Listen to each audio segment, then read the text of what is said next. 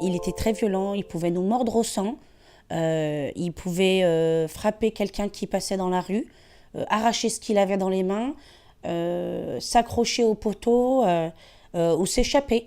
Et plus il était frustré, plus on lui disait non, et plus il ne comprenait pas les situations, et plus il était violent. Effectivement, c'est des enfants qui, quand ils sont en crise, c'est sûr qu'il y a des familles où, effectivement, quand c'est les grands-parents qui pourraient aider la famille, c'est très compliqué, plus en âge de comprendre et de physiquement de pouvoir résister. Cheveux qui tirent, c'est très compliqué. C'est très compliqué. Pour eux, c'est leur façon de s'exprimer. On est bien d'accord qu'on est sur des enfants qui ne peuvent pas forcément exprimer toutes leurs émotions, toute leur colère, et des fois, ça ressort comme ils peuvent, avec les moyens qu'ils ont.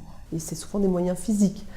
Donc c'est sûr qu'il y a des familles où, effectivement, quand c'est les grands-parents qui pourraient aider la famille et qui sont plus en âge de comprendre et de physiquement de pouvoir résister, c'est sûr, c'est très compliqué. Puis c'est des enfants qu'on ne peut pas demander à la voisine à côté de dire tu ne peux pas t'occuper de mon gamin, j'en peux plus, c'est pas possible. Un des grands facteurs de décompensation et de troubles du comportement des personnes avec autisme, c'est aussi un mal-être, c'est la dépression, c'est l'anxiété.